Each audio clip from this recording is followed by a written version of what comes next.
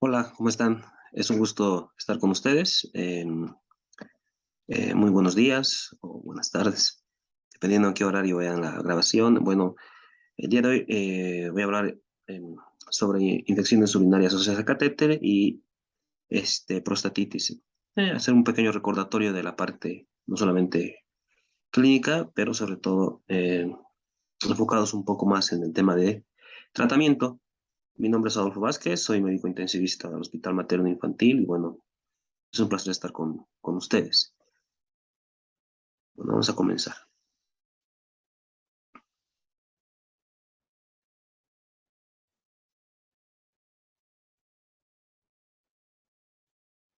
Eh, la infección urinaria en pacientes que están internados es bastante frecuente, ¿sí? Como ustedes pueden ver, existen episodios de bacteriuria asintomática eh, en un 10 a 15% aproximadamente.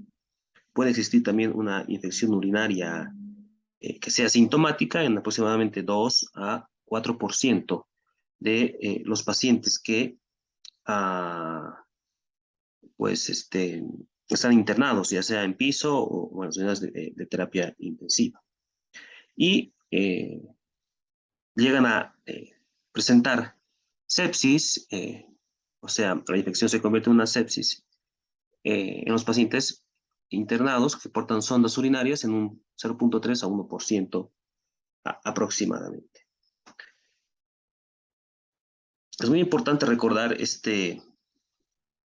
parte epidemiológica, pues teniendo en cuenta de que existe una alta incidencia en el tema de infecciones urinarias, incluso de sepsis, dependiendo de la causa que esté condicionando al paciente que porte la sonda, pues el cuadro de los pacientes podría agravarse aún más. Existen factores de riesgo. Sí, estos factores de riesgo están en relación sobre todo a la duración de la cateterización, que, bueno, usualmente los pacientes, por ejemplo, que tienen lesiones medulares, bueno, tendrán una sonda urinaria permanente y que, por supuesto, podría condicionar definitivamente una sepsis, una bacteremia en este tipo de pacientes. Después está el sexo femenino, la edad mayor a 50 años, pacientes con cualquier patología, por supuesto, crónica, podría condicionar mayor riesgo de que el paciente desarrolle una infección asociada al catéter uretral, que tengan alguna patología urogenital, que existan desconexiones inadvertidas o erróneas del sistema de drenaje del catéter, cateterización después del sexto día de hospitalización, una inserción de la sonda de manera no adecuada, es decir, no estéril. Y pues bueno, todos esos factores de riesgo son muy importantes en el desarrollo de este tipo de patología. Entonces, eh, ¿cómo es que llegan las bacterias a la vejiga? Bueno, sobre todo por tres mecanismos.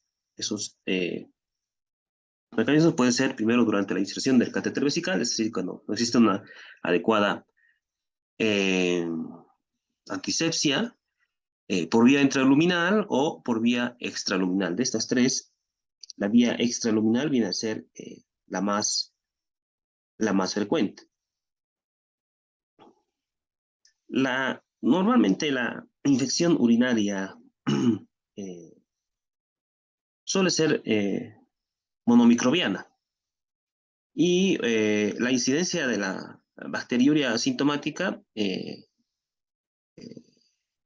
en ausencia de algún tipo de síntoma urinario o la infección de tracto urinario asintomática se van a relacionar frecuentemente con la duración de la cateterización. Por eso que dijimos que eh, el tema de la duración es muy importante en la etiología, sobre todo de la infección urinaria asociada a catéter.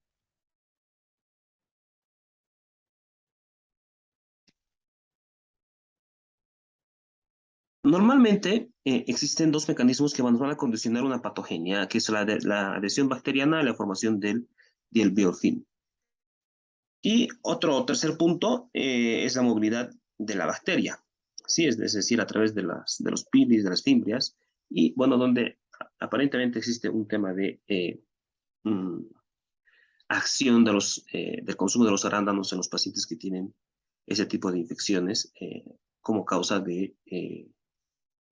o como causante de la movilidad de la bacteria. Pero en condiciones normales, el tracto urinario tiene fundamentalmente dos mecanismos que son innatos para evitar la colonización de la vejiga. O sea, normalmente, o sea, todo el tiempo estos dos mecanismos están actuando para que nosotros no tengamos infecciones urinarias y que son la longitud de la uretra y la propia micción. Entonces, por otra parte, el tracto urinario secreta inhibidores de la adhesión bacteriana, como la proteína de Tam-Horsfall y diversos mucopolisacáridos, ¿no? Por otra parte, la osmolaridad urinaria también, recordando un poco de fisiología, la osmolaridad urinaria y el pH inhiben el crecimiento bacteriano a nivel de la orina. Y además, eh, el cateterismo urinario interfiere con estos mecanismos de defensa, por lo tanto, la causa de las infecciones asociadas a catéteres está sobre todo a través de la inserción del catéter que va a condicionar una inhibición de lo que acabamos de hablar. Dijimos que la causa fundamental de cómo las bacterias llegan a la vejiga es a través de la inserción del catéter por vía intraluminal, que puede ser a través de la luz de la sonda o bien por ruptura del sistema de drenaje, y por vía extraluminal, que dijimos que era el mecanismo más frecuente, que va a ser responsable de 2/3 de las infecciones urinarias asociadas a la cateterización.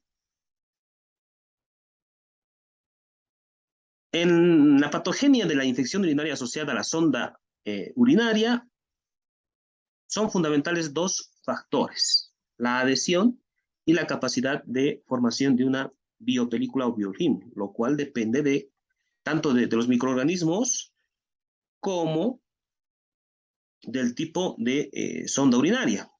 Es por eso que es por eso que normalmente mmm, se intenta colocar a los pacientes sondas siliconadas. ¿Sí? En las terapias intensivas, en una buena parte de ellas, ya la sonda siliconada es parte de sus protocolos en los pacientes que ingresan, porque estas sondas siliconadas han demostrado disminuir las infecciones asociadas a catéteres e incluso disminuir los riesgos de estenosis uretral.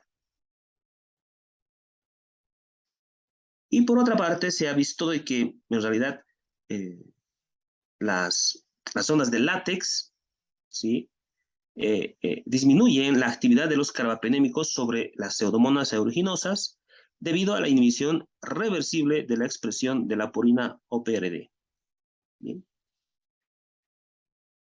En cuanto a la etiología, ustedes saben muy bien de que, bueno, la Escherichia coli viene a ser la causante de la mayoría de las infecciones. Aquí se presenta un cuadro en 3 hospitales de España, donde la Escherichia coli llega a ser el microorganismo presente en la mayoría de las infecciones no complicadas, como también complicadas, y en los pacientes que están con sondas urinarias, ¿no? Vean ustedes, el 39% en el caso de este estudio ha demostrado de que la Escherichia coli es el germen más predominante en los pacientes que tienen sonda uretral. Luego le sigue la Klebsiella y, bueno, así diferente tipo de bacterias. Por ejemplo, la Pseudomonas aeruginosa se viene a presentar sobre todo en pacientes con infecciones urinarias complicadas y también en pacientes con sondas urinarias, así como también el Acinetobacter, aunque vean ustedes de que dentro de los gérmenes más agresivos, los que producen mayor infección llegan a ser los enterococos o, caso contrario, puede ser que, normalmente decimos que la infección urinaria es monomicrobiana, pero puede ser de que sea polimicrobiana. Vean ustedes que un 28% aproximadamente de los pacientes con sondas urinarias, ¿sí?, en uno de los hospitales de España, han sido la causa de las infecciones, ¿no? Es decir, que la infección urinaria no solo asociada a catéter urinario puede llegar a ser monomicrobiana, pero también puede llegar a ser polimicrobiana. antimicrobiana.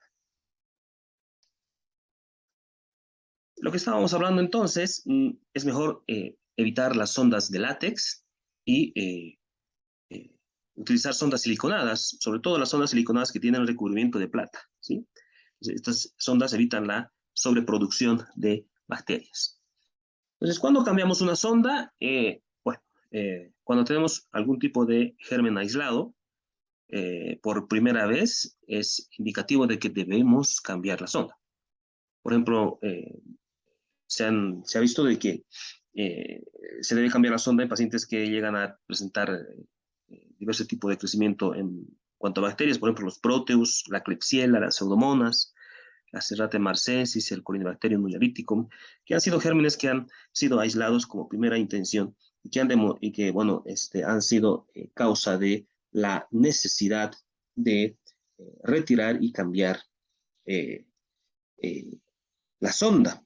Entonces, ¿y esto por qué? Porque en el interior del biofilm, del crecimiento bacteriano, es más lento, entonces probablemente la falta de oxígeno y de nutrientes y las bacterias se vuelven mucho más resistentes a la acción de los antimicrobianos. Por lo tanto, existe una dificultad para la penetración de los antibióticos y lo cual va a generar obviamente una resistencia antimicrobiana importante. Es por eso que el tratamiento antibiótico de una infección urinaria asociada a una sonda urinaria no suele erradicar la bacteria del biofilm, lo cual podría facilitar las recidivas. Es por eso que es mejor realizar el recambio de la sonda una vez que hayamos aislado por primera vez un germen en el cultivo de orina de los pacientes. Por otro lado, los cambios en el pH es otra indicación para poder retirar o hacer un recambio de lo que es la sonda urinaria. Existen diferentes tipos de microorganismos, como el Proteus o la Klebsiella, que estábamos mencionando anteriormente, la Pseudomonas aeruginosa, la Serratia marcensis, que por la acción de las ureasas bacterianas tienen la capacidad de hidrolizar a la urea y van a dar lugar a una formación de depósitos de cristales de estruvita y de apatita, es decir, de fosfato cálcico y en el caso de la estruvita de fosfato amónico magnésico, que van a ocluir la sonda favoreciendo el desarrollo de la bacteremia. Entonces, esta es una causa más por la cual nosotros tenemos que retirar la sonda vesical y poner una nueva cuando llegamos a aislar alguno de estos gérmenes que acabamos de mencionar. Y por otra parte, en el caso de los cambios del pH, cuando tenemos un pH bajo, deberíamos recambiar la sonda cada 3 meses o tal vez más. Bueno, no hay un punto de corte, pero bueno, se sugiere que cada 3 meses, cuando nuestro pH está bajo. Pero cuando nuestro pH está alcalino, es decir, mayor a 6.7, el recambio debería ser con más frecuencia. Bueno, cada hospital tiene sus protocolos. Por ejemplo, en el hospital donde trabajo se la cambian cada 2 semanas. En caso de que no exista una infección, por supuesto, evidente, aislamientos de bacterias o algún tipo de infección perisonda uretral. Bueno, entonces en esos casos se cambia, ¿no? Pero cuando el pH está mayor a 6.7 también es un indicativo de que nosotros tenemos que cambiar la sonda para que evitemos los procesos de obstrucción que acabamos de mencionar. Entonces la pregunta es que si la UTI nosocomial es polimicrobiana, sí, la UTI nosocomial puede llegar a ser polimicrobiana. Entonces, se ha observado que en estudios microbiológicos del biofilm de la superficie de la sonda, un proceso dinámico, ¿sí? Es decir, en el cual continuamente se incorporan nuevos microorganismos. Aquí puse una figura de lucha libre, es decir, que estos microorganismos continuamente están siendo reemplazados por otros. Es como la lucha libre. Entonces, uno entra, le pega la mano, sale otro, entra otro, etcétera. Entonces, por eso que es muy, pero muy necesario siempre pensar de que la infección urinaria nosocomial es polimicrobiana y que la mantención o la persistencia de esta infección ocurre debido a el biofilm como tal, donde los microorganismos son constantemente sustituidos. Y por lo tanto, no es infrecuente de que la bacteriuria del sondado sea polimicrobiana.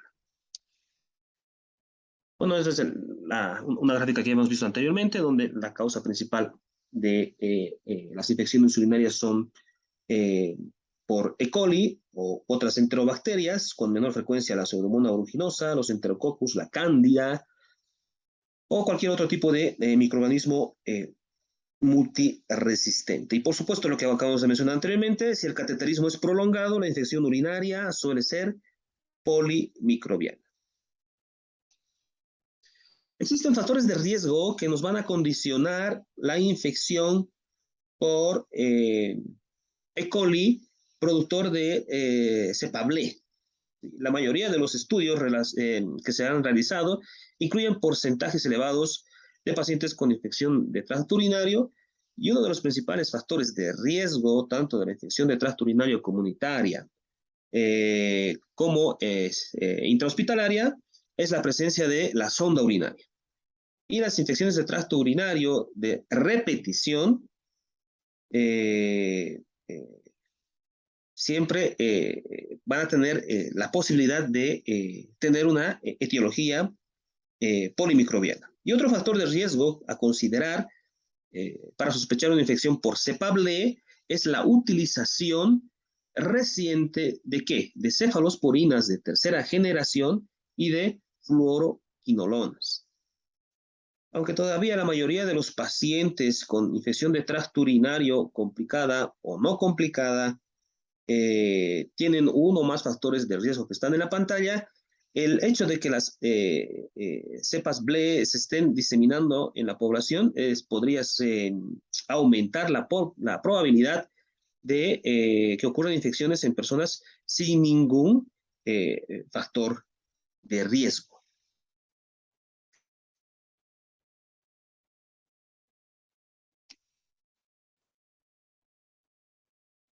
¿Qué hay en cuanto al diagnóstico?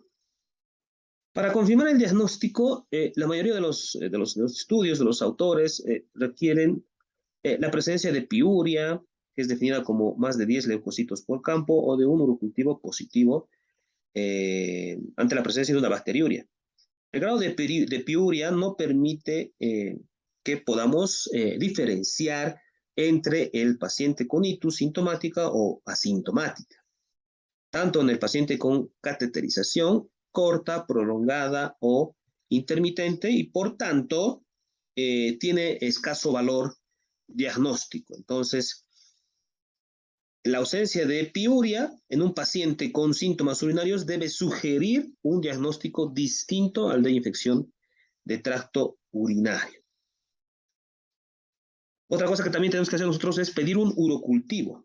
Siempre debemos pedir un urocultivo en pacientes en los cuales sospechamos o tienen síntomas de infección urinaria o factores de riesgo para una infección urinaria asociada a sonda urinaria. Es muy importante tener la presencia del cultivo. Y de que ese cultivo pues, nos genere la cantidad de unidades formadas de colonias, así como también la concentración inhibitoria mínima. En el paciente con un sondaje permanente, se recomienda el recambio de la sonda y posteriormente realizar el urocultivo para que evitemos la contaminación por microorganismos presentes en el interior del biofilm. Nunca debe realizarse el urocultivo a partir de la orina recolectada de la bolsa recolectora. Eso es un punto muy importante, que lo vamos a mencionar posteriormente también en cuanto a temas de prevención. La presencia de más de 10 con exponencial a la 3 de unidades formadoras de colonias de un microorganismo uropatógeno se considera significativa. Como criterio de bacteriuria asintomática se mantiene el valor de 10 a las 5 unidades formadoras de colonias, Y en el caso de la bacteria asintomática, igual el mismo valor. El paciente que lleva varios días con sonda, incluso con un sistema de drenaje cerrado, la presencia de bacteriuria es también frecuente, por lo cual el valor predictivo de la prueba disminuye considerablemente. No existe en realidad un consenso sobre los criterios clínicos para establecer el diagnóstico de la infección de tracto urinaria sintomática, donde, y por ejemplo, en una revisión reciente, el criterio más utilizado fue tan inespecífico como presencia en un cultivo de más de 10 a la cuarta potencia unidades formales de colonias por mililitro, asociada a signos y síntomas sistémicos. Las guías recientes de la ITSA, por ejemplo, concluyen con un nivel de evidencia A3 que son signos y síntomas compatibles con infección de tracto urinario, la presencia de fiebre, de escalofríos, la alteración en el estado mental, el mal estado general, la presencia de obnubilación, hematuria aguda, dolor en el flanco derecho o izquierdo, y en pacientes en los cuales se ha retirado ya el catéter.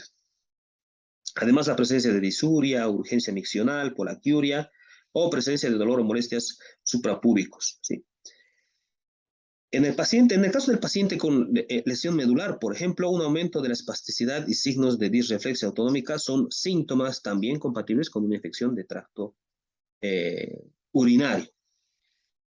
Ahora ustedes se preguntarán, ¿y qué hay con la tinción Gram? Sí, la tinción Gram puede ser de utilidad en el enfoque terapéutico inicial, especialmente en el paciente grave, debido a la naturaleza polimicrobiana. En este sentido, la presencia de cocos gram positivos establecería una necesidad de iniciar una cobertura antibiótica activa frente a estos microorganismos.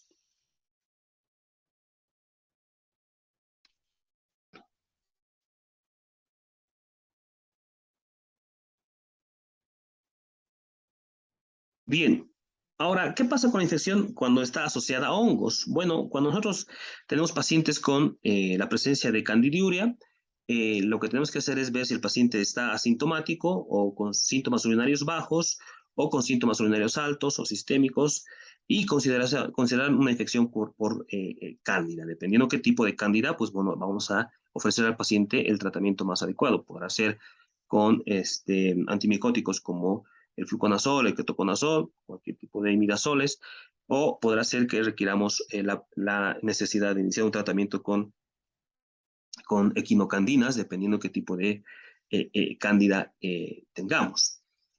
Por ejemplo, en paciente con síntomas urinarios altos o sistémicos, bueno, se sugiere toma de otras muestras clínicas para microbiología, hemocultivos, etcétera.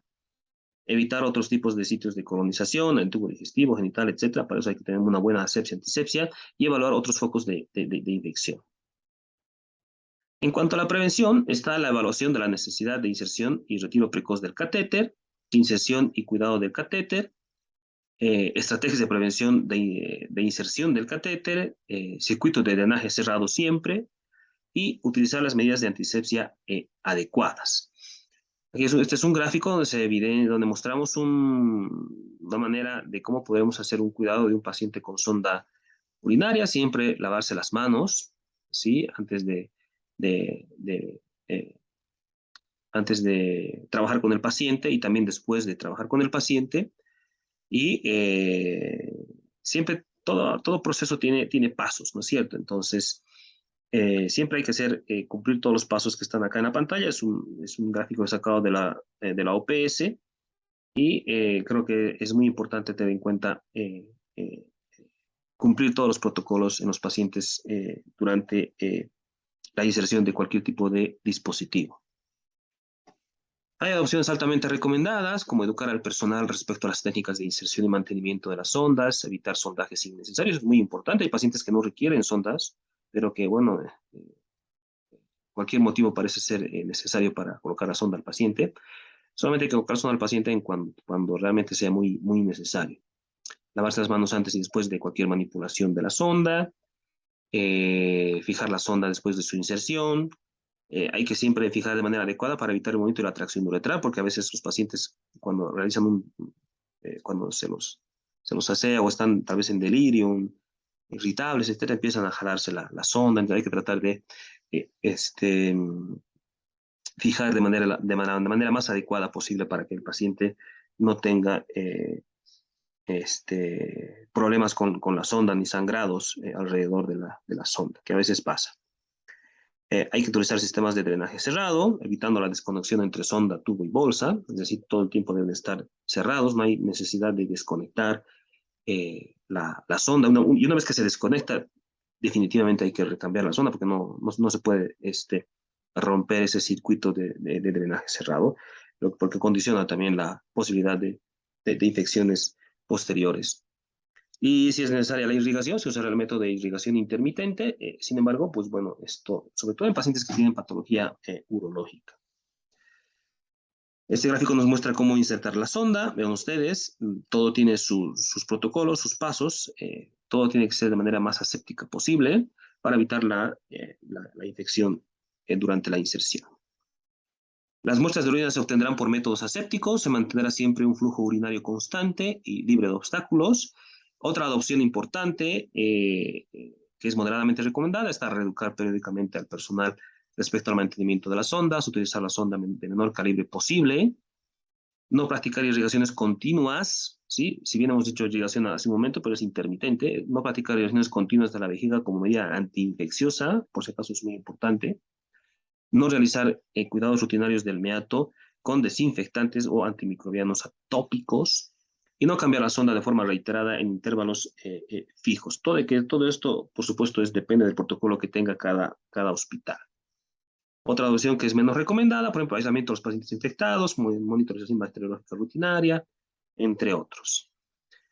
Y bueno, en cuanto al protocolo de manejo del tratamiento como tal. Bueno, la decisión terapéutica se basa fundamentalmente en la gravedad de las manifestaciones clínicas que presenta el paciente, ya sea, bueno, debido a, por supuesto, al tipo de microorganismo que presente el paciente, ¿sí? Y en este papel juegan un rol muy importante la administración previa de cefalosporinas, como dijimos anteriormente, que nos podría llegar a favorecer una infección por un enterococo, por ejemplo. En la actualidad, entre el 20 y 25% de las infecciones de tracto urinario causadas por Escherichia coli son resistentes a las fluoroquinolonas. Eso es muy importante, tenerlo en cuenta, bueno, dependiendo de la epidemiología de cada centro, de cada país, ¿no? Veremos cómo se comporta la resistencia de una infección urinaria a las fluoroquinolonas. Hay artículos, por ejemplo, que en nuestro país de que incluso hasta más del 50% ya tienen resistencia a las fluoroquinolonas, y esto es porque lamentablemente la automedicación sigue estando presente en nuestro sistema, donde la venta de antibióticos es de manera indiscriminada, sin ningún tipo de receta. Uno puede llegar y ir a la farmacia y comprarse una quinolona cuando el paciente siente síntomas de ardor o de escozor en la región uretral y bueno, empieza a tomar él ya por sí solo quinolonas y bueno, lamentablemente este proceso ya debería cambiar y bueno, sigue así y bueno, es por eso que la resistencia a las fluoroquinolonas es mucho más alta en nuestro país comparada con lo que acabamos de decir del 20 a 25% en otros países. Y bueno, eso va a condicionar, por supuesto, de que el tratamiento inicial de los pacientes con una ITU complicada o con una sonda uretral, pues no sea lo que esperamos, ¿no? Entonces, dar quinolonas a un paciente con una infección, una bacteremia urinaria, pues bueno, es como tirar una moneda al aire y ver si le pega una fluoroquinolona o no. En ese sentido es que a veces en muchos hospitales eh, optan por iniciar directamente cefalosporinas de tercera generación. Estoy hablando de esto en nuestro medio, en nuestro sistema, ¿no? Además, hay un porcentaje no despreciable de pacientes con infección del tracto urinario que está relacionada con el sondaje uretral, y que tienen infecciones causadas por cepas BLE. Eso es muy importante también tenerlo en cuenta. Siempre es bueno realizar una historia clínica, pero lo más detallada posible para determinar qué antibióticos han sido administrados recientemente y si se han hecho oquinolonas o cefalosporinas, cualquiera de ellas, es muy posible que ya el germen, ya sea una pseudomonas, ya sea un enterococo, entonces tengamos que escalar de tratamiento eh, eh, antibiótico. En el caso de la bacteriuria sintomática, como ven en el cuadro, en el paciente sondado, ya sea por corto tiempo, de manera permanente o intermitente, no está indicada la detección sistemática de la presencia de la bacteriuria sintomática, tanto si tiene o no piuria asociada. Entonces, la detección de la bacteriuria sintomática generalmente no requiere de tratamiento antibiótico. ¿Por qué? Porque bueno, existe riesgo de desarrollo de una infección urinaria sintomática. Esta puede ser un riesgo bajo o alto. Y además, debido a que la bacteriuria asintomática o sea, se va a volver a presentar a los pocos días de haberla detectado. Y por otro lado, el tratamiento de la bacteria asintomática no reduce el porcentaje de los episodios febriles de origen urinario, con respecto a otros pacientes que no han sido tratados. La administración de antibióticos repetidos condicionará la selección de microorganismos resistentes, lo cual obviamente va a dificultar en un futuro el tratamiento de la infección de tracto urinaria sintomática. Sin embargo, la bacteriuria asintomática deberá ser tratada antes de someter al paciente a una cirugía urológica, por ejemplo, debido al elevado riesgo de bacteremia en un 25 hasta 60% o de sepsis. Es decir, si el paciente tiene bacteriuria asintomática y va a ser sometido a un proceso urológico, pues sí es pertinente tratar esa bacteriuria asintomática para que el paciente no desarrolle una infección de tracto urinario asintomática o hasta una sepsis urinaria. Algunos estudios, algunos autores aconsejan tratar también la bacteria asintomática persistente después de la retirada de la sonda uretral en la mujer. En las guías de la ITSA no se recomienda la detección sistemática de la presencia de bacteriuria asintomática después de retirar la sonda urinaria.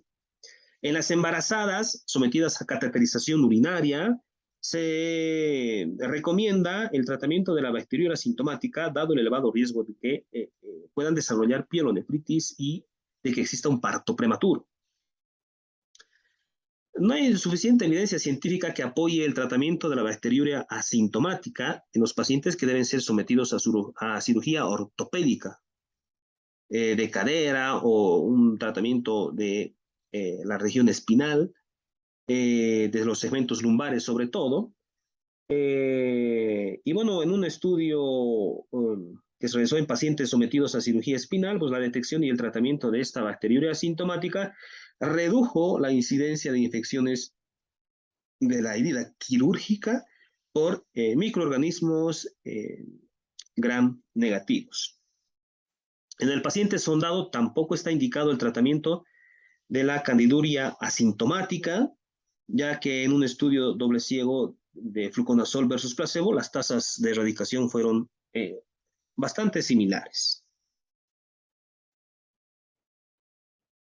En el caso del tratamiento de la infección urinaria sintomática y el de la bacteriuria requiere la administración de antibióticos. El tratamiento empírico se seleccionará, pues bueno, en base obviamente a las tasas de resistencias locales, o sea, en cada hospital tendrá su estudio epidemiológico correspondiente y de acuerdo a eso se iniciará el tratamiento que más esté de acuerdo a la epidemiología de la resistencia antibiótica en el centro donde se trabaje. Ese tratamiento empírico tiene que ser un tratamiento antibiótico que tenga un antibiótico con una elevada eliminación urinaria, ¿sí? Dentro de los antibióticos que tienen esa elevada eliminación urinaria, en realidad la tigecyclina y el moxifloxacino tienen una escasa eliminación urinaria, por lo cual tal vez no sería muy recomendable iniciar tigecyclina o moxifloxacino en pacientes con infección urinaria sintomática. La cistitis aislada es poco frecuente en el sondado permanente. Puede observarse tras la retirada de la sonda uretral en sondajes de corta duración o en pacientes sin patología urológica previa. La fosfomicina, el trometamol, a una dosis de 3 gramos, por su elevada actividad frente a E. coli, Pseudomonas aeruginosa y gram positivos, es una buena opción terapéutica. Amoxicilina, ácido clavulánico, 500 cada 8 también puede ser una alternativa en unidades con bajo riesgo de infección por Pseudomonas aeruginosa y en pacientes sin tratamiento antibiótico previo. En la cistitis posterior a un sondaje se aconseja un tratamiento de 7 días y aunque no se dispone de una evidencia muy importante, algunos autores recomiendan el tratamiento de una duración de 3 días, ¿no? En pacientes que tengan síntomas leves. Si es que empleamos la fosfomicina, trometamol, debido a su vida media prolongada, se aconseja administrar una sola dosis, ¿sí? O eso sería una pauta corta, o 2 dosis, ¿no? Separadas cada dosis por 3 días, o una pauta prolongada también de 3 gramos, separada entre 4 días después de cada toma. En los pacientes con pielonefritis o sepsis urinaria, el tratamiento se iniciará por vía parenteral, generalmente en un paciente hospitalizado. El tratamiento antibiótico empírico debe incluir enterobacterias convencionales, productoras de cepas BLE, Pseudomonas aeruginosas y también enterococos. En los pacientes con una sepsis grave asociada a una infección nosocomial y relacionada con los cuidados sanitarios o sondajes, se debe buscar un tratamiento antibiótico contra cepas multiresistentes y además, obviamente, por supuesto, buscar la posibilidad de que haya recibido anteriormente cefalosporinas o fluoroquinolonas en las últimas semanas o incluso hasta 3 meses después, para optar por el mejor tratamiento antibiótico posible. La opción más segura es un carbapenémico, en estos casos, antipseudomónico, como el imipenem, el meropenem. La asociación de un aminoglucósido, como la micacina, a 15 miligramos día, está solamente justificada si el paciente presenta shock séptico o existen algún tipo de razones de tipo epidemiológico de cada hospital que haga sospechar que existe resistencia a los carbapenémicos.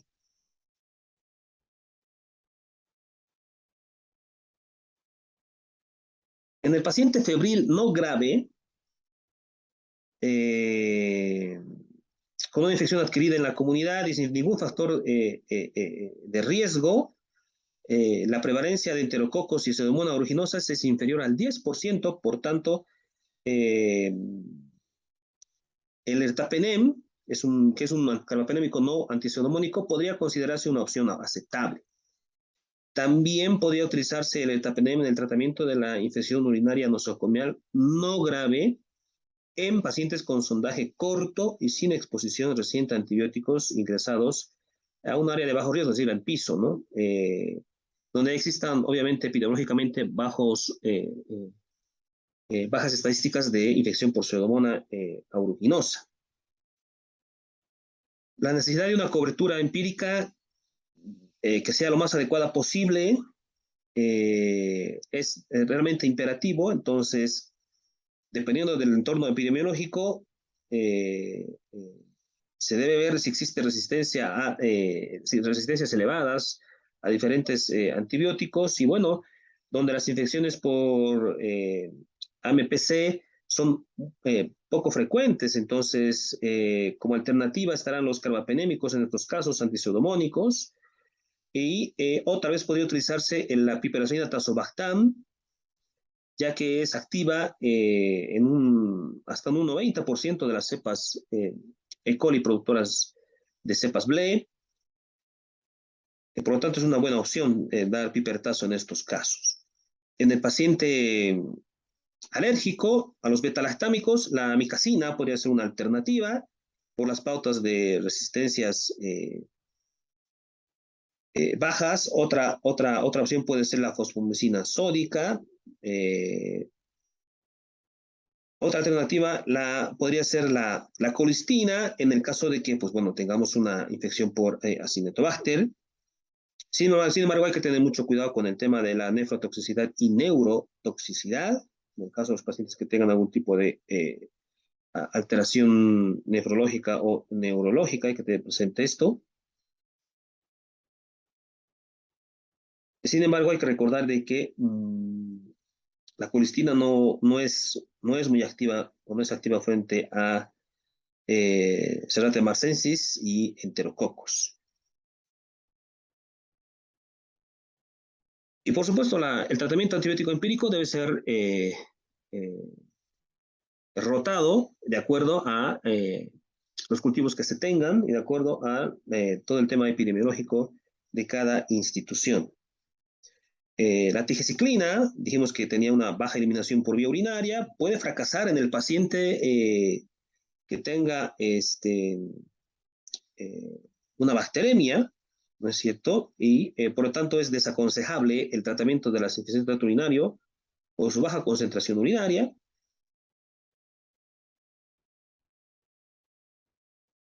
La fosfomicina es activa en las cepas BLE también, puede ser una opción. Con unas tasas de curación hasta del 78 hasta el 90%. El tratamiento o la duración del tratamiento, pues bueno, va a depender de qué tan grave sea la infección. Y esta duración puede ser desde 7 hasta 14 días, ¿no? Dependiendo de la causa, por supuesto, ¿no? Si además está asociada a una prostatitis, por ejemplo, bueno, el tratamiento ya tal vez sea un poco más prolongado, dependiendo del tipo de prostatitis. Y bueno, todo va a depender, por supuesto, de, eh, de los gérmenes y de la causa que haya condicionado también la infección urinaria. Algo muy importante es que se recomienda el tratamiento antibiótico solo para la infección sintomática, lo que estábamos hablando anteriormente, y los casos de bacteriuria asintomática, como hemos hablado, tal vez en casos de infecciones, perdón, en el caso de que exista necesidad de manipulación quirúrgica, podría ser considerado. Reemplazar o retirar el catéter antes de iniciar la terapia antimicrobiana. Si el catéter permanente ha estado en vigor durante más de 7 días, es una indicación también. No está indicado el tratamiento de la candidiuria asintomática, pero se debe considerar la retirada del catéter o stent, es decir, que hay pacientes que no tienen infección, o sea, síntomas de una infección por cándida y que, bueno, están colonizados por cándida y no tienen necesidad de iniciar tratamiento. En el caso de que la candiduria sea sintomática, sí está indicado evidentemente el tratamiento, puede ser con fluconazol. Obviamente, dependiendo de si es una infección sintomática leve o muy grave, dependerá si es por vía oral o por vía parenteral. Eh, no se recomienda ningún tipo de profilaxis antibiótica rutinaria, eso es muy importante, ya sea en los procedimientos como una cistoscopía o procedimientos hemodinámicos, no está indicado. Y más aún en cualquier otro tipo de situación. No se recomienda la profilaxis antibiótica en la cateterización única, tampoco.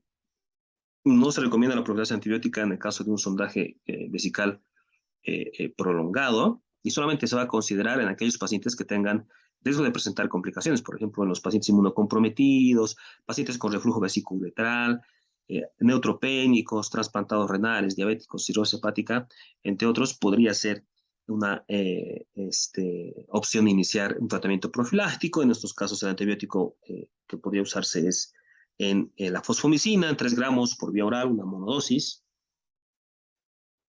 Y entrando al tema de la prostatitis. La prostatitis es una enfermedad urológica muy frecuente en pacientes varones menores de 50 años. Es la tercera más frecuente en los pacientes mayores de 50 años. Vean ustedes, la prevalencia es lo más importante en los pacientes entre 40 y 75 años. en los pacientes menores de 50 años viene a ser el 11%. Y bueno, entre un 2 a 10% de los varones tienen síntomas compatibles con una prostatitis crónica en algún momento de sus vidas. Se caracteriza por ser una inflamación de la glándula. Clínicamente pueden tener dolor, molestias pélvicas durante la micción o durante la eyaculación. Y pues bueno, dependerá de si es una prostatitis crónica o una prostatitis aguda, el tipo de tratamiento que podamos ofrecer a los pacientes. Es por eso que el Instituto Nacional de la Salud clasifica a la prostatitis en prostatitis grado 1, 2, 3A, 3B y grado 4. La prostatitis bacteriana grado 1, bueno, es la que más llega a un proceso sistémico séptico, es por eso que deben ser tratadas de manera pronta. Las prostatitis bacterianas crónicas, bueno, se pueden a la vez, tal vez, bueno, se subdividen a la vez en una prostatitis crónica no bacteriana y en prostatitis crónicas bacterianas también. Dentro de esa clasificación de las prostatitis bacterianas crónicas también está la prostatodinia. Ahora bien, la prostatitis crónica no bacteriana usualmente está asociada a un síndrome de dolor pélvico crónico, donde no existe una infección demostrada. Es por eso que hay muchos pacientes con infección prostática crónica que refieren dolor a nivel de la región púbica, y bueno, se llega a un diagnóstico de prostatitis crónica no bacteriana siempre y cuando los cultivos que se hagan, tanto a nivel urinario como de semen, sean negativos, ¿no? Que puede ser. Ahora bien, existen casos en los que a veces hay contaminación o mala manipulación de la muestra y que salen algunos gérmenes como Staphylococcus aureus, Staphylococcus epidermidis, que pueden también ser producto de la contaminación durante la toma de la muestra. Es por eso que existe que ahorita vamos a ver, es una prueba muy importante para la toma de muestra de los pacientes que sospechamos una prostatitis crónica bacteriana. Y pues bueno, la prostatodinia, que básicamente viene a ser parte de lo que es el grupo 3B y 4, es una prostatitis crónica no bacteriana, también asociada a un síndrome de dolor pélvico, pero sin células inflamatorias presentes, no existe una infección demostrada, y en el caso de la prostatitis grado 4, es una prostatitis donde hay una infección, hay una inflamación a nivel de la próstata, sin embargo no existe ningún tipo de síntoma. Ahora, cuando decimos que existe un proceso inflamatorio a nivel de la próstata, cuando existen 10 a 15 polimorfonucleares, bueno, disculpar, ahí no se ve muy bien, pero bueno, en secreciones prostáticas, en semen o en la prueba de Stamey, que es la prueba icónica, digámoslo así, de la detección de infección en prostatitis crónicas. Y como ustedes ven aquí está la prevalencia de las infecciones prostáticas. La de tipo 1 es porcentaje hasta 5%, tipo 2 hasta el 10%. La de tipo 3, vean ustedes que es el de mayor presencia en los pacientes entre las edades de 40 a 50 años, en un 62%. Entonces vean ustedes que la de tipo 3, que puede ser 3A o 3B, pues sí, es la que más predomina en el medio, en este tipo de edad de pacientes. Gérmenes más comunes, bueno, sigue siendo la Escherichia coli la más frecuente, un 80-90%. Ojo que, bueno, la presencia de Escherichia coli en el tracto uretral, a través de un hisopado uretral, por ejemplo, no quiere decir que sea una infección activa, porque a veces se aísla la Escherichia coli en un hisopado uretral y, bueno, no significa que tenga que requerir el paciente tratamiento antibiótico. Todo dependerá de si está asociado además a síntomas. Pero dentro de los más frecuentes, cuando presenta síntomas, está la Escherichia coli, el Proteus, la Klebsiella, Pseudomonas, sobre todo en pacientes que están hospitalizados. Menos frecuentes están Enterococcus y Staphylococcus aureus, especialmente Staphylococcus aureus si el paciente presenta un sondaje vesical. Y en el caso de los gérmenes con presencia más rara en los pacientes con esta patología, está la Neisseria gonorrea de hemofilios. O sea, evidentemente, si el paciente tiene menos de 40 años, la literatura dice que, o algunos estudios o algunos artículos dicen incluso menos de 35, es importante descartar que esa prostatitis no sea secundaria de infección de transmisión sexual, ¿no? Sobre todo en el caso de Neisseria gonorreae y de Clamidia trachomatis. Que sería importante, evidentemente, descartar aquello, ¿no? O también la presencia de Uroplasma urealyticum, que es de difícil eliminación. Eh, y pues bueno, dependerá de la edad del paciente pensar que esa prostatitis no sea secundaria de infección de tracto, de transmisión sexual, perdón. Pero si los pacientes tienen más de 35, más de 40 años, ya es poco probable que sea una infección de transmisión sexual, sin embargo, hay que aún así descartarlo. Y pues bueno, es por eso que son los gérmenes más raros cuando tenemos una prostatitis crónica, por ejemplo, pacientes más de 40 años, ¿no? Como la Neisseria gonorrea, hemofilus influenza, Mycobacterium tuberculosis, etc. La prostatitis crónica bacteriana está en un 80% eh, este, dada por enterobacterias. En el caso de la prostatitis crónica A bacteriana, hay que buscar la presencia de clamidias o de microplasmas, ¿no? En este caso hay clamidias que son resistentes, hay que buscar opciones de tratamiento, aparte de la doxiciclina, podríamos utilizar moxiciclina, por ejemplo. En el caso de microplasma, definitivamente moxifloxacino. Moxifloxacino vendría a ser, en el caso de micoplasma, por ejemplo, el tratamiento más ideal, o tal vez eh, eh, iniciar también macrólidos, como la acitromicina, en el caso de micoplasmas que sean de difícil eliminación, porque estos micoplasmas son difíciles de erradicar. Cuando la prostatitis se vuelve complicada, existe la presencia de un aumento de cocos gram positivos, pueden estar enterococos y estafilococos ahí asociados en combinación, así, produciendo problemas en el paciente, sobre todo en los pacientes que están con o que tienen antecedentes de una sonda uretral puesta de manera intermitente o de manera permanente, disminuye la frecuencia, en el caso de que exista prostatitis complicada, es una disminución de la frecuencia de aislamiento de E. coli, aumentan otras enterobacterias, como por ejemplo Plasma morgani, Serratia, y la pseudomonas aeruginosa puede alcanzar una frecuencia hasta el 30%. En el caso de la prostatitis aguda bacteriana, pues bueno, la etiología es casi exclusivamente por gram negativos. Hay que descartar de que el E. coli no esté produciendo este tipo de problemas, sobre todo cuando la prostatitis aguda no es complicada, porque esto se puede complicar. Cuando se complica ya el paciente llega a tener un proceso séptico.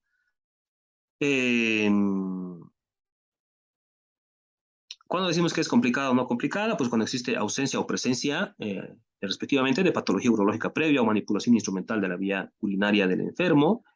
La clínica, bueno, característicamente puede ser severa, es aparatosa y generalmente de comienzo brusco, ¿sí? Hay síntomas miccionales, hay molestias dolorosas perineales, hay fiebre, febrículas, escalofríos, mialgias y, como les acabo de decir, esta prostatitis aguda puede llegar rápidamente a hacer un proceso séptico. En la exploración física, pues el tacto rectal es que es muy necesario, donde van a evidentemente encontrar una próstata bastante dolorosa y aumentada el tamaño. Y bueno, para detectar el tipo de germen, pues bueno, hay que hacer un urocultivo de chorro medio, y si sospechamos de Neisseria gonorrea o clamidia, hay que obtener por secreción uretral o el primer chorro de orina, ojo con eso, ¿no? Cuando nosotros buscamos infecciones de transmisión sexual, Neisseria gonorrea o Clamidia trachomatis en este tipo de pacientes o en cualquier paciente, ya no es necesario hacer un hisopado uretral, ¿no? A no ser que evidentemente la secreción sea objetiva, es decir, que haya secreción, porque puede que no exista una secreción transuretral. Entonces no habría necesidad de hisopar al paciente, sino más bien utilizar un examen de orina, del primer chorro de orina de la mañana, el primerito, se lo echa al frasco, ¿para qué? Para que se realicen estudios de PCR por DNA para los distintos gérmenes de infecciones de transmisión sexual.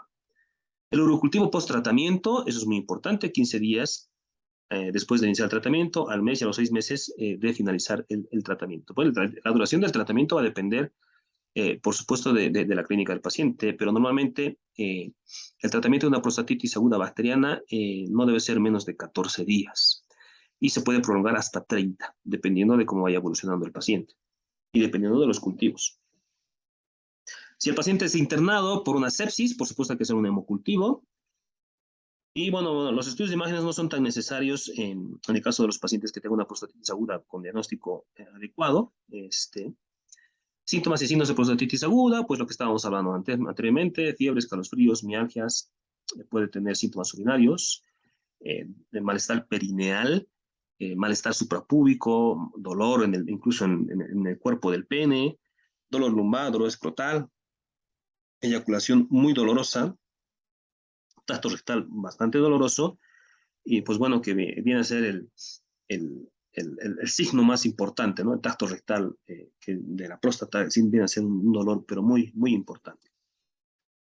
¿Cómo debemos actuar en el caso de la prostatitis aguda? Si es que existen signos de alarma, bueno, derivamos a urgencias. Los signos de alarma son fiebre, calosfríos, hipotensión, datos de sepsis, ¿no?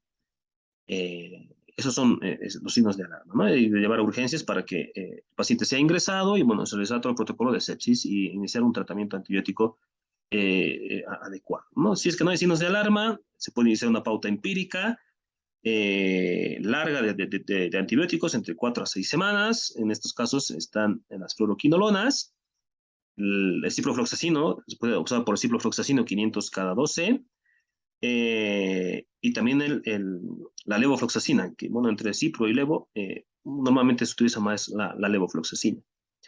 Y otras alternativas están el cotrimoxazol, las tetraciclinas o macrólidos, que también son opciones para el tratamiento empírico de inicio en los pacientes con prostatitis aguda.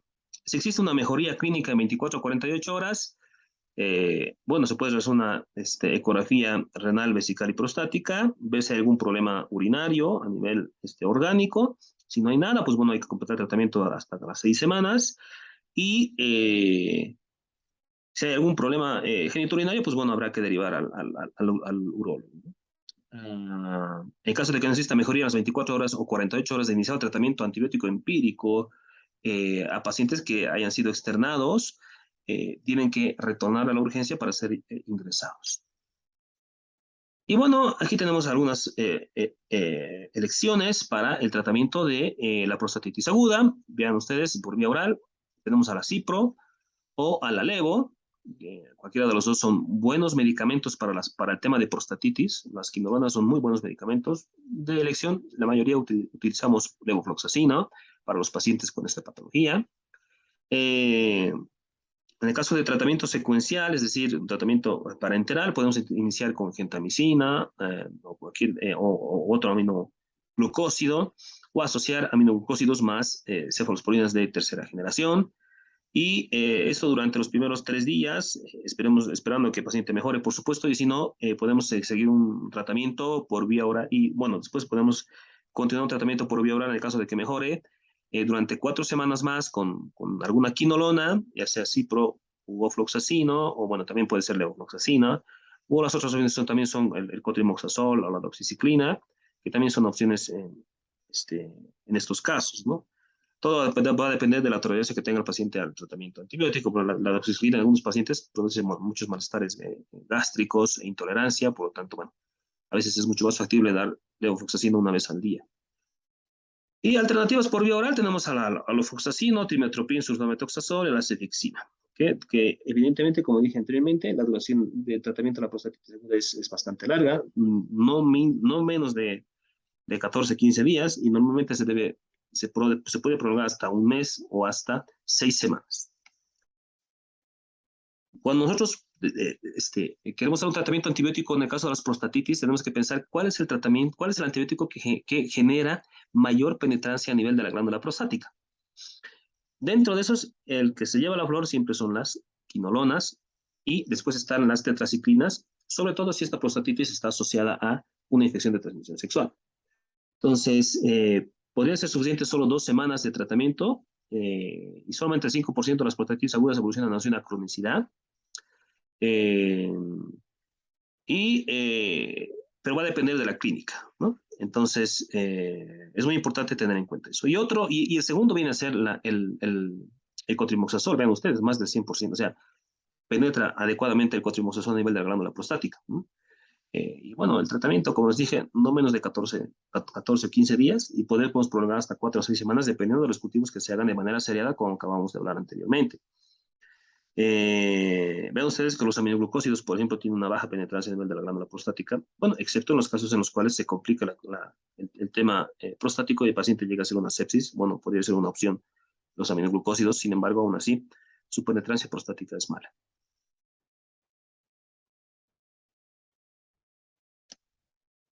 En el caso de la prostatitis bacteriana crónica, bueno, existen categorías, ¿no?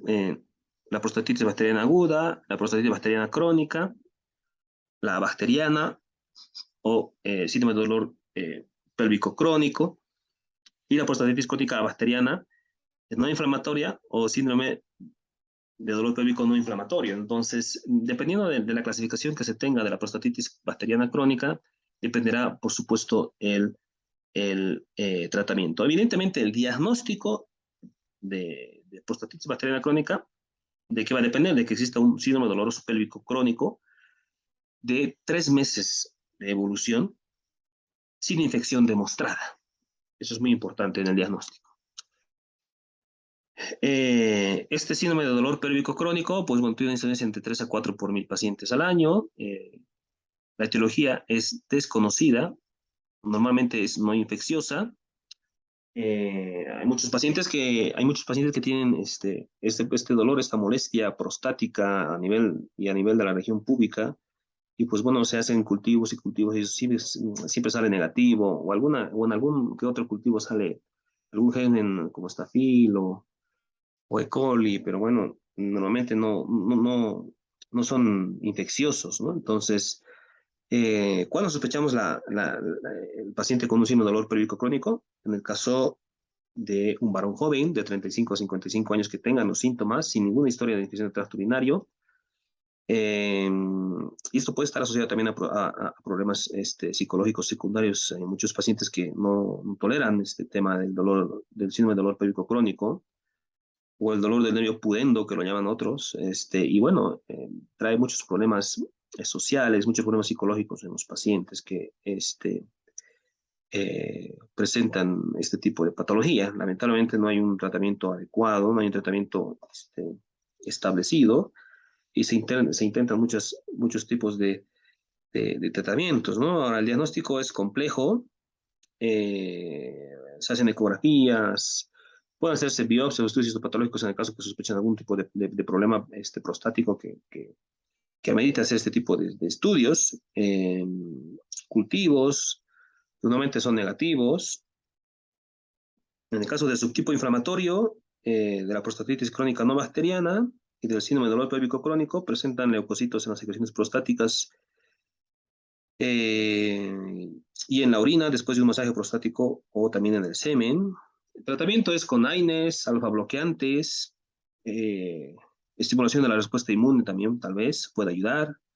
Hay procedimientos quirúrgicos, pero bueno, tal vez estarían recomendados en el caso de que realmente ningún otro tipo de el tratamiento haya funcionado con ellos y por supuesto un apoyo psicológico, ya que la molestia, el dolor que les produce un trastorno psicológico muy importante en los pacientes.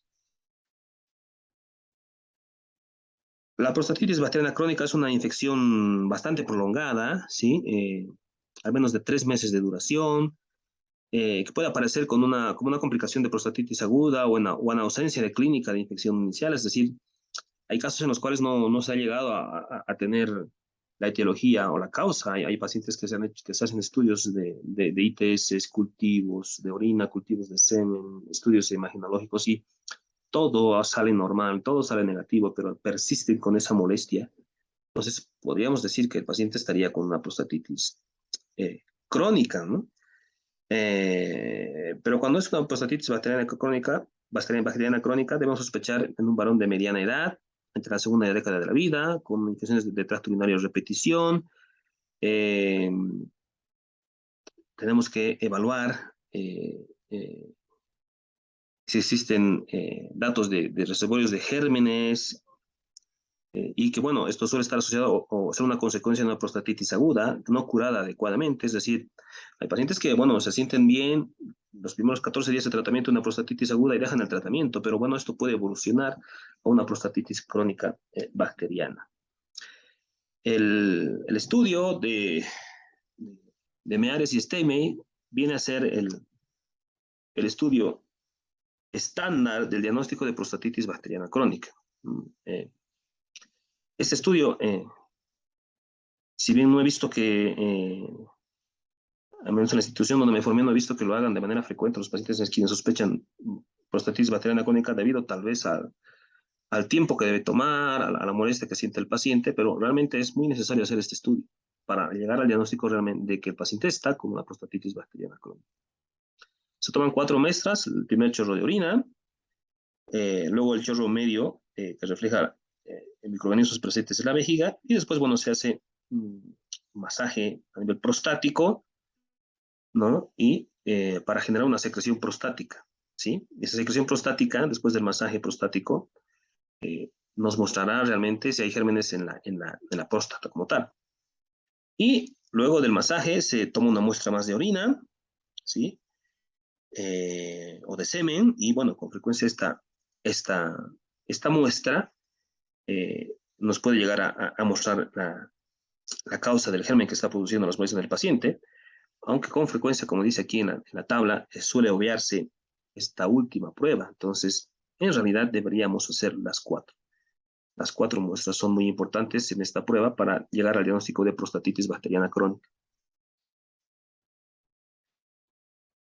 Y bueno, como dijimos anteriormente, por inconvenientes para el paciente del masaje, algunos microbiólogos proponen sustituirla por semen obtenido por el propio paciente tras la masturbación, eh, que usualmente siempre tiene tendencia a ser negativo, pero el masaje prostático es demasiado importante para que después se tome esta 4ª muestra a través de la masturbación para evidenciar si existe un germen.